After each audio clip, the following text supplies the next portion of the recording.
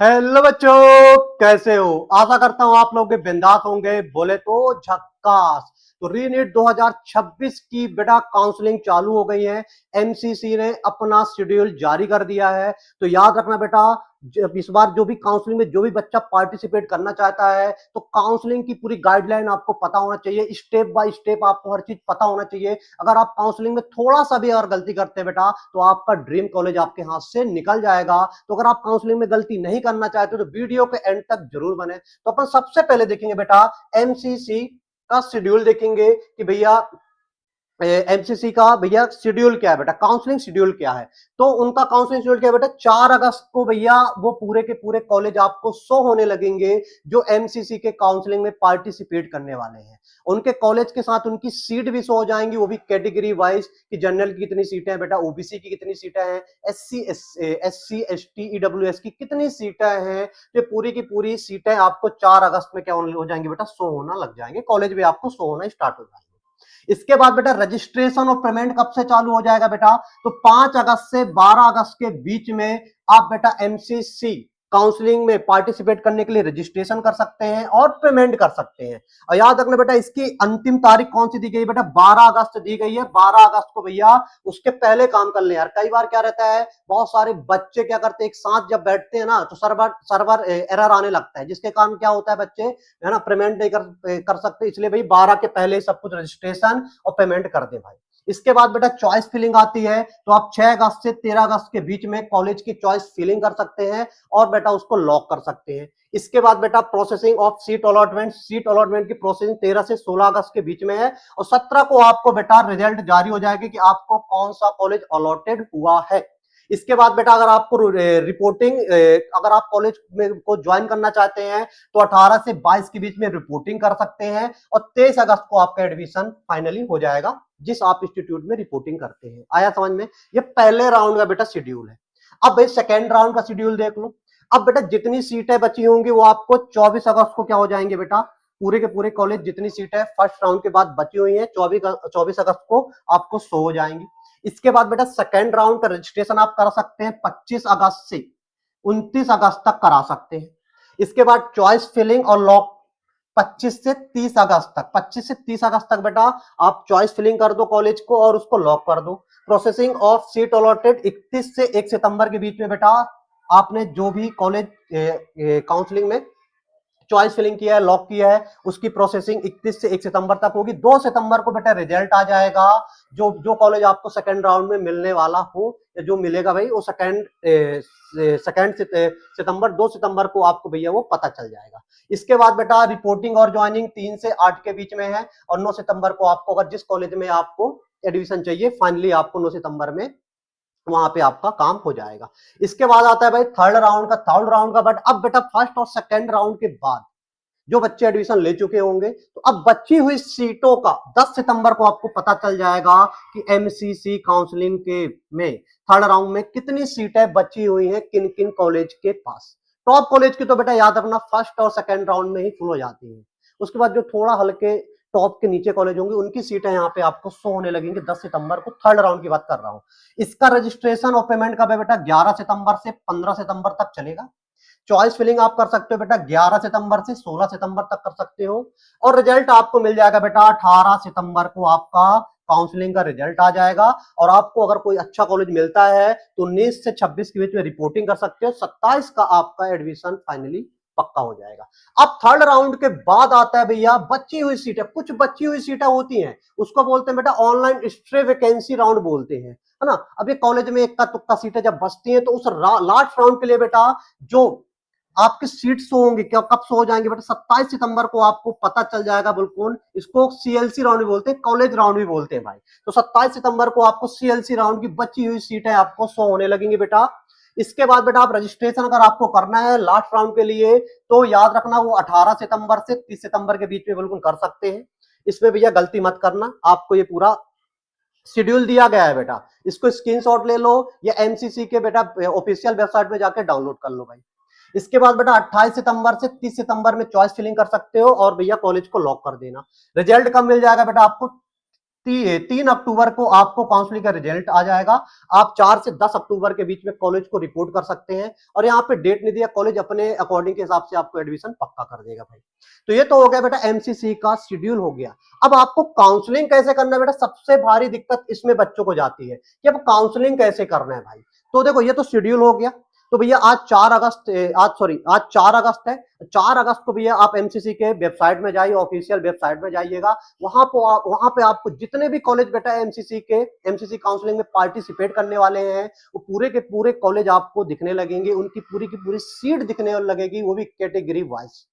सबसे पहले तो आप ये डिसाइड कर लो कि भैया नीट 2026 री नीट 2026 में हमारा स्कोर क्या है, हमारा कट ऑफ क्या है, और हमारे इस कट ऑफ के अकॉर्डिंग कौन सा कॉलेज मिल सकता है, उसके हिसाब से ना आप कॉलेज या चॉइस फिलिंग करोगे। सबसे पहले तो दिमाग में ये सेट कर लो, एक चार्ट बना लो यार, एक सूची बना लो पीछे पिछले कट ऑफ के अकॉर्डिंग कि मुझे ये कॉलेज इस नंबर के अकॉर्डिंग मिल सकता है। उसके बाद ही काउंसलिंग में बैठना। अगर आप बेटा कट ऑफ पिछले कट ऑफ से अगर आप मैच करके एक सूची तैयार नहीं कर पाओगे कॉलेज की, तो आप देखना आपसे गलती हो जाएगी और आपका ड्रीम कॉलेज आपके हाथ से निकल जाएगा। तो सबसे पहले आपको क्या करना है बेटा, रजिस्ट्रेशन और चॉइस फिलिंग करना है। सबसे पहले आपको क्या करना है, रजिस्ट्रेशन और चॉइस फिलिंग करना है। और ये बेटा पहले राउंड का कब से चालू हो जाएगा, कल से 5 अगस्त से, है ना, बता चुका हूं 5 अगस्त से बेटा रजिस्ट्रेशन आपका चालू हो जाएगा और उसके बाद चॉइस फिलिंग। सबसे पहले आपको क्या करना है, रजिस्ट्रेशन और चॉइस फिलिंग। इसके बाद बेटा एमसीसी के द्वारा आपको क्या हो जाएगी, सीट अलॉटेड हो जाएगी। अब आपको सीट अलॉटेड होने के बाद ये नया अपडेट आया है भाई, एमसीसी का इस साल का नया अपडेट है। अब बेटा एमसीसी सीट अलॉटेड होने के बाद आपके 2 रास्ते देता है। एक रास्ता ये देता है कि अगर आपका ड्रीम कॉलेज मिल गया हो तो अब भैया आप अपनी सीट को क्या कर दो बेटा, फ्रीज कर दो। क्या कर दो, फ्रीज कर दो। फ्रीज का मतलब है कि अब ये मैं सीट लेना चाहता हूं, अब आगे की काउंसलिंग में मैं नहीं बैठना चाहता, इसको फ्रीज कर दो। अगर आपको अभी भी तो लगता है कि भैया मुझे और अच्छा कॉलेज मिल सकता है, अपग्रेड हो सकता है आपका कॉलेज, तो आप किस ऑप्शन में जाओ बेटा, फ्लोट के ऑप्शन में जाओ। अब बेटा इसके बाद जो कैंडिडेट फ्रीज कर देगा अपनी सीट को, उसके साथ क्या होगा, अब जो कैंडिडेट अपनी सीट को क्या कर देगा बेटा, फ्रीज कर देगा, वो एमसीसी के पोर्टल में सॉफ्ट कॉपी को क्या कर दे बेटा, अपलोड कर दे और फिजिकली जाकर उस कॉलेज में जाकर वेरिफिकेशन कराकर क्या ले ले बेटा, एडमिशन ले ले। इसके बाद एक ऑप्शन और देता है, वो कैंडिडेट जो बेटा एमसीसी के काउंसलिंग में जो अपनी सीट फ्रीज कर दिया है, वो स्टेट काउंसलिंग में पार्टिसिपेट कर सकता है। अगर स्टेट काउंसलिंग से उसको सीट अलॉट होती है और वो स्टेट काउंसलिंग के थ्रू कॉलेज लेना चाहता है, तो एमसीसी को क्या करना पड़ेगा, रिपोर्ट करना पड़ेगा, आपको रिजनेशन लेटर देना पड़ेगा कि भैया मैं आपका कॉलेज नहीं ले रहा हूं। उसके बाद बेटा वो क्या बोलते हैं, स्टेट काउंसलिंग के थ्रू कॉलेज ले सकता है। ये फ्रीज वाले के लिए ऑप्शन है। अब फ्लोट कैंडिडेट के लिए एक ऑप्शन है भैया। अब फ्लोट अगर वो अपनी जो जो उसको कॉलेज अलॉट हुआ है, अगर वो क्या करता है, फ्लोट करता है, तो वो भी बेटा स्टेट काउंसलिंग में पार्टिसिपेट कर सकता है। ठीक है, उसको क्या करना पड़ेगा, एमसीसी पोर्टल में जाकर उसको एक सॉफ्ट कॉपी क्या करना पड़ेगा बेटा, अपलोड करना पड़ेगा। अब जो उसको ये फर्स्ट राउंड में जो कॉलेज उसको मिला है भाई, उसको ऑनलाइन एडमिशन ले सकता है, कोई दिक्कत नहीं है। और वो स्टेट लेवल काउंसलिंग में बैठ सकता है। अगर उसको सीट अलॉट होती है तो उसको भी एमसीसी को क्या करना पड़ेगा बेटा, रिजनेशन लेटर देना पड़ेगा कि मुझे आपके द्वारा जो अलॉटेड कॉलेज है मैं उसको नहीं लेना, मैं स्टेट लेवल काउंसलिंग से वो कॉलेज लेना चाहता हूं। आया समझ में कि नहीं आ गया। ये बेटा फर्स्ट और सेकेंड राउंड का हो जाएगा।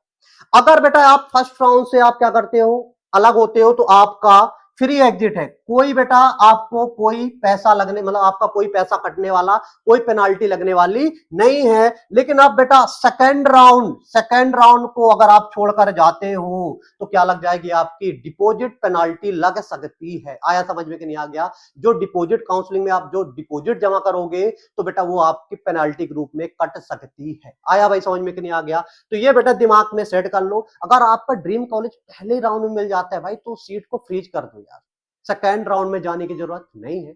हाँ, अगर बेटा आपको फर्स्ट राउंड में कोई अच्छा कॉलेज नहीं मिलता, अगर आपको लगता है कि हाँ सेकेंड राउंड में कोई बच्चा अगर वो जाता है तो मेरी सीट अपग्रेड हो सकती है, तो आप बेटा फ्लोट कर सकते हो।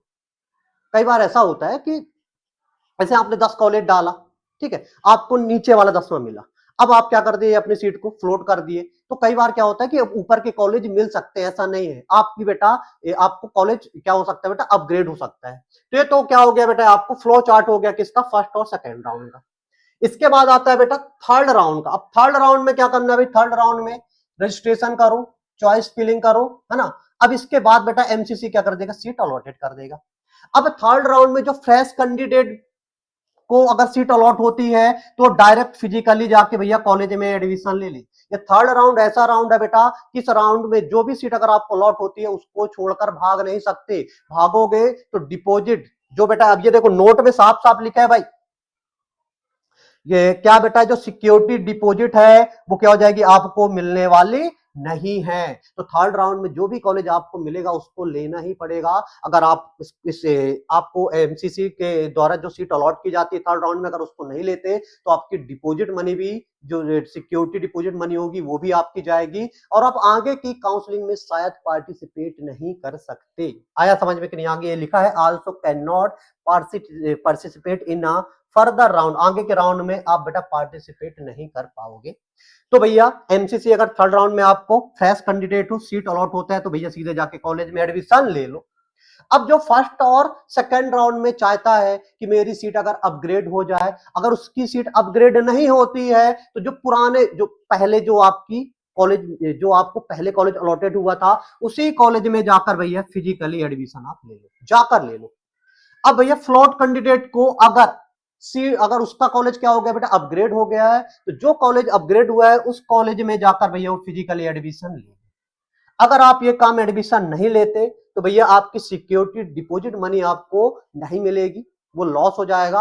और आगे की जो लास्ट काउंसिल बेटा सीएलसी राउंड है ना, उस बेटा राउंड में आपको पार्टिसिपेट नहीं दिया जाएगा, पार्टिसिपेट करने को नहीं मिला जाएगा। तो ये गलती मत करना भाई एमसीसी के काउंसलिंग में।